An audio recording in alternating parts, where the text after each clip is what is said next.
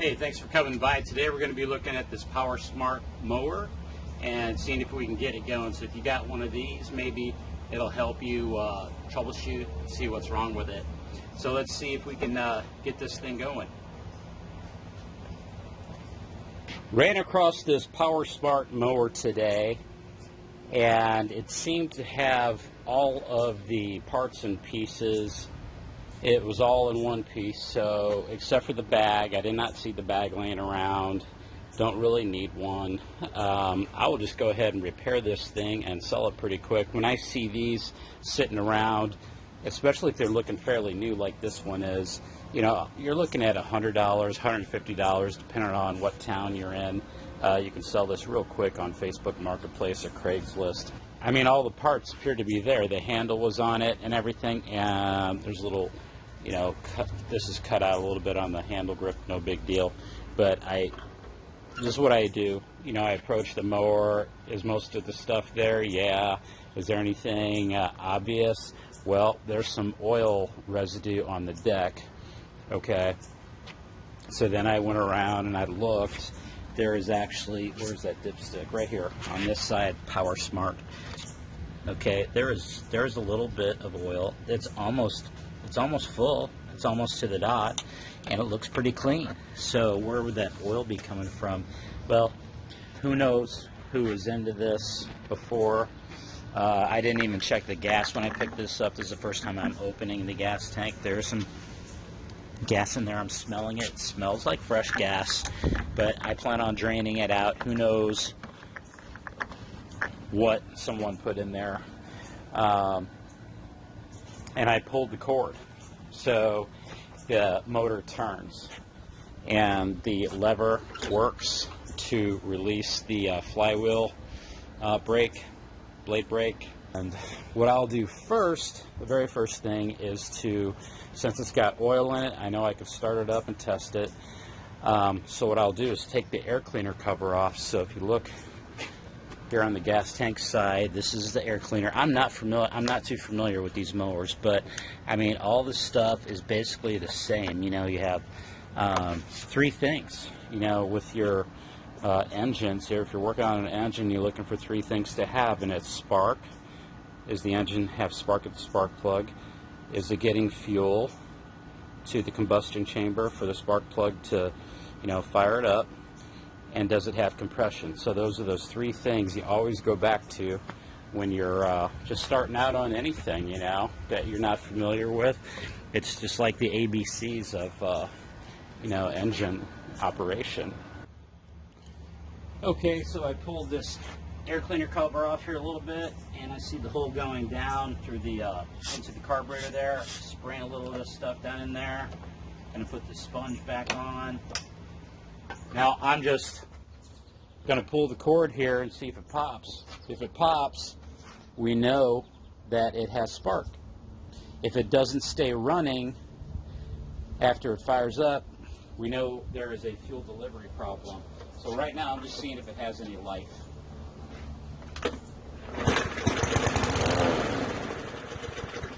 Okay, it's alive, so what this is telling me, it's probably just a simple carburetor cleaning, and this thing should be good to go. So the carburetor is on this side.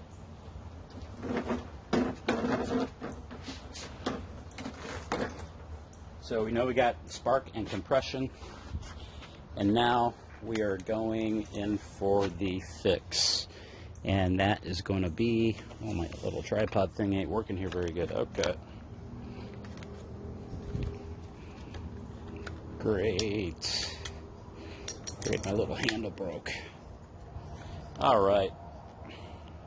About time to get a new tripod. So, what I'm seeing here on this carburetor is the cover. Simple. Comes off. Just like that. And then it looks like I got two 10mm. And that's about it. I got 3 Phillips right over here. Looks like it's going to be an easier job to take this cover off so I can get access to the linkage better. for the carburetor back behind there. Sometimes taking off the carburetor, it's a lot easy just to have access to the back side of it. So I'm going to get my little creeper stool and get on it. All right.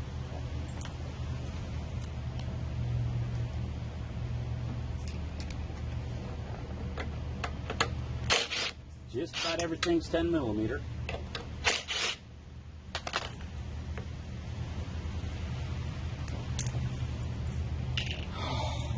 Okay, that should be ready to pop off. And then we have our crankcase breather tube on the back side of this right here. Right there. Taking that off the back. Remember to get that back on when we reinstall everything. And it looks like somebody kind of rigged this up with some electrical tape on this tube right here. This is that primer hose. We'll probably install a new little primer hose on that. See how bad this is. Let's see. Got a bunch of tube that I can replace this with, but yeah, it looks like it's got some cuts in it and stuff. Maybe it wasn't working very good. Yeah, it's all cracked and stuff, so we'll go ahead and replace this little hose eventually. And it goes down for the prime, goes to the primer button, and then we'll take this off. Now, one of the tools that I bring along with me is this, it's like a little flexible hose. It's pretty thick, kind of transparent, and I use this to drain most of my fuel into, today I'm using this little plastic container, it just holds gas, and then we can see any contamination that might be in there. So let me get my pliers. I'll kind of squeeze this a little bit first, get a couple little tiny turns on it. There we go, loosen it up, and just try to push it off there. Try not to pinch the fuel lines if possible. Now I'll get that screwdriver on there.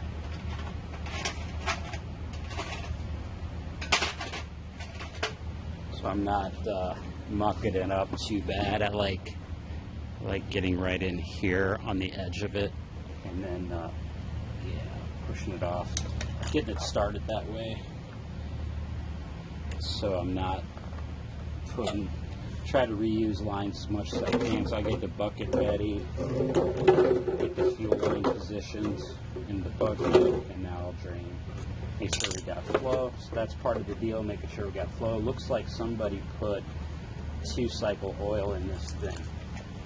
So I got a mixture of gas and oil in it, the gas tank right now, and I'll show you what's going on here.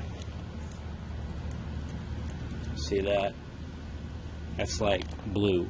It's like blue looking. Now I'm going to release the gas cap. It's something you can do as you're draining fuel to see if that increases the flow at all. It's flowing pretty good. But now I'm going to look and see when I release the cap here a little bit, see if it flows any better. Not necessarily. So it's still coming out the way it was pretty much. And now I'm just going to let it go ahead and all drain out. Yeah, it looks like they put 2-cycle gas in there. Still coming out pretty good. Yeah, make note of your flow. And that's just going to tell you that if you can see it right there, got a good trickle coming out of there. That should be a good flow going to the carburetor during normal operation. It's still coming out at a pretty steady rate. Now it's starting to drip. It's about empty. Okay, got my air hose with me today. I'll just give this a quick, I'll kind of cup the cap here, opening of the gas tank, and give it a good blowout gently at first.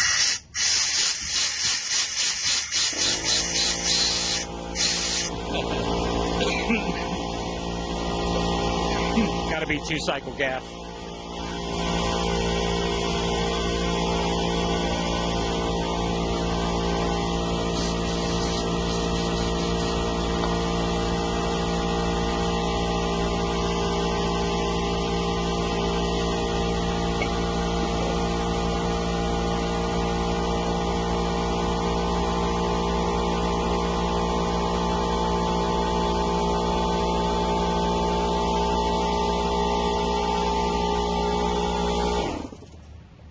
Okay, so got a little brake cleaner in there.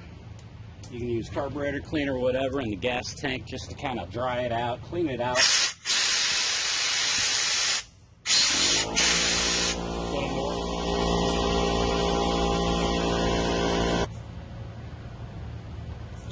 Okay, then I see on here, I'm taking a closer look. We're kind of done draining this gas. Looks like there might be some more of that 2-cycle fuel in there. Spray it out. Try to rinse it out a little bit, but that should be fine. Okay, so what I'm seeing right here is they have a little adjustment screw here for the RPM, like the high RPM right there. That's busted off. I see that that's broke, and then there's a little fitting here that just presses into the carburetor. So the end of this screw right here usually presses down on the top of this to keep it in the carburetor, and then you should be able to, sometimes on some of these carburetors, you should be able to blow into here, not on this one, and it blows through these 2 holes right there. It goes through here and then out through these 2 holes. Not on this one, it's blocked, so they're not all you got to do on this particular type is blow through, make sure that hole's clear. And so let me start taking this carburetor off. Down this right here, you want to turn this way as much as you can to be able, and then lift up on this governor arm, pop it off there. That goes to the throttle. See that? So you got to turn it this way so that that link will pull up out of there, like toward you. Okay, see that? Now, let's see what this carburetor looks like. I'm going to dump this out into the waste fuel. Expand this out here a little bit. So we got this, and we're going to put it in our little container here.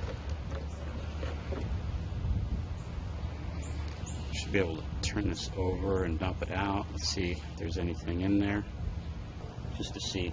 It's very clean, very clean. So this is just going to be like a blowout. Reinstall it. I think this thing's going to run great. We'll get a new primer hose installed on there and should be good to go. What I will do is I'll show you how to take out the main jet, which is right there, and the emulsion tube, which you can see it's that short gold stem right there in the middle. It's like where the venturi of the carburetor is, and it draws fuel from the flow pole up through the main jet. The emulsion tube helps atomize the fuel for air-fuel mixture at the venturi, and it draws it out as the piston is going up and down, creating a low pressure area right there. So what we'll do is take the main jet out of there, and the emulsion tube is on top of that, and then we're going to clean out all the little micro holes that are in there. I'll show you. Okay, for this procedure, I've got the perfect screwdriver right here. Why is this? Don't ask me what size it is. It's just the right size to go into most all of these carburetors right here. So the main jet right down here has got a slot for a screwdriver, and you want to get in there, get in that slot perfectly. So you want a screwdriver that fits perfectly into that slot, as perfect as possible without gouging. You want to take care not to gouge the threads that are inside of this hole here, okay? And then you grab the carburetor firmly, twist it, try to get it out. Okay, it loosened up, that's good. This is a delicate operation. If you screw it up, just plan on buying a new carburetor, because you're going to strip these threads that allow the main jet to be screwed down or up into the carburetor like this. Okay, so then the main jet should just kind of fall out. And sometimes you got to tap it on the ground here, or tap it on something, and the jet will just pop out. There it is. It's got a little green stuff on it, yeah, that main jet is completely blocked. You should be able to see daylight right through that thing, and it is blocked.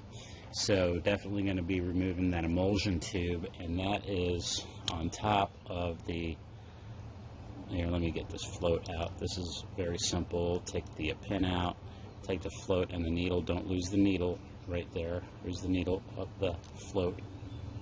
That usually pops right out, so be careful. And then you have this. Now, if you're lucky, you can just like tap on this a couple times, tap it down, and this emulsion tube will just drop right out from here. Like I said, here's this little top of it. And what you can do also is I take a screwdriver, get in here like this, get on top of it, and then just kind of wedge your screwdriver on top there and push it down. And you don't want to booger up the top of that emulsion tube. Okay, it was kind of stuck in there, so it may not just fall out on its own. So what I'm doing is I'm just kind of working it back and forth. It's not a bad idea to put some WD-40 in there. See, I'm pushing it down, back and forth, just kind of working it. Now give it a tap here. There it is, it came out. Okay, so here's your emulsion tube. All right, and it looks pretty dirty. See, this one has, let's count the holes here. There's 1, 2, 3, 4. And then on the other side of that, there's 4 more, so that's 8. Then turn it 90 degrees, and there's 1, 2, 3, and I think another one, 4. So that's a total of 16, 18 holes, because there's holes. There should be 2 holes on this too, if I'm not mistaken, in this edge.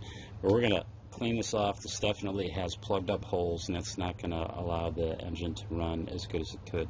So we're going to clean this out. Little cut off a wire from a wire brush and poke through all of these 18 holes. That's what we'll be doing now.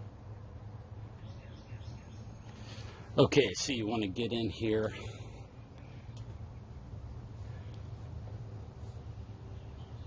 On every one of these holes like this, get through.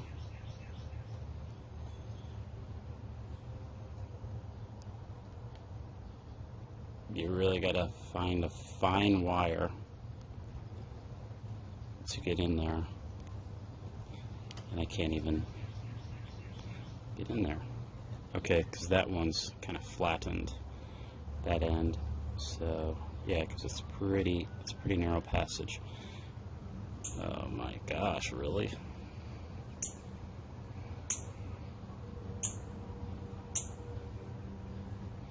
Some tedious work. There it is. Okay, so you want to pass through every one of those holes like that. Probably every one of these is blocked up. Okay, and then here's the main jet, and it is really corroded, corrosion on it, like some green stuff, like on this copper. This is probably kind of a newer mower that just got put away wet, and I can't even get the smallest wire through this main jet, so I'm going to have to grab another pipe cleaner kit. There we go, I got through it. Yeah, it was really boogered up. It was really blocked. It was clogged up pretty bad, so we got to get through this main jet. It would have never run with this jet be clogged up like it was. Okay, we'll get all this stuff back together, get a new line for that primer, and this should be running great. You know, give it a power wash and probably just sell it on Facebook. Get that's really hanging up. I got to get a bigger wire for this. Okay, I was getting ready to put this back together, and on this right here, with this, the head of this bolt here that sticks out and it puts pressure on this little plastic plug here. What I've seen in the past here, see how far this is sticking through on the other side? See how far out that's sticking? That's controlling, I do believe, like the high RPM on this thing. And if it's screwed in like that far, I don't recall ever seeing anything sticking out that far. Usually it's only going in and sticking out a couple threads worth. So since this is busted off, it looks like it's almost busted off almost all the way through. I'm going to grab this and turn it out. So that'd be to the right, and I'm just going to pass it through this hole, get it out of there. I'm going to see if I got a spare carburetor. Usually, I think I've just thrown about 20 of these things away, so I might not have the spare parts for this. But it probably will run just fine without this stop being in there. If not, I can go find one and call it good. So I'm just going to take that out real quick. It's kind of hard to grab onto. It's almost out. It's just a pain. Just got to go a little bit at a time. There, it's out. And I don't think it's going to really affect the operation of this mower at all, not having it in there. We'll see. Okay, I'm not putting the cover back on just yet. Give it a couple primes here. Let's see if that primer, my new primer line, is doing anything effective. It should be. Kind of hear it.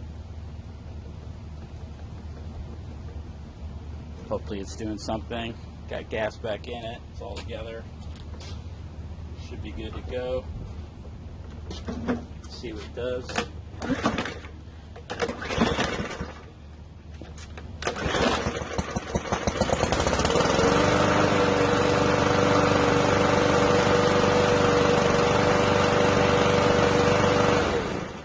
Okay, get this blade sharp, power wash it off, and be good to go.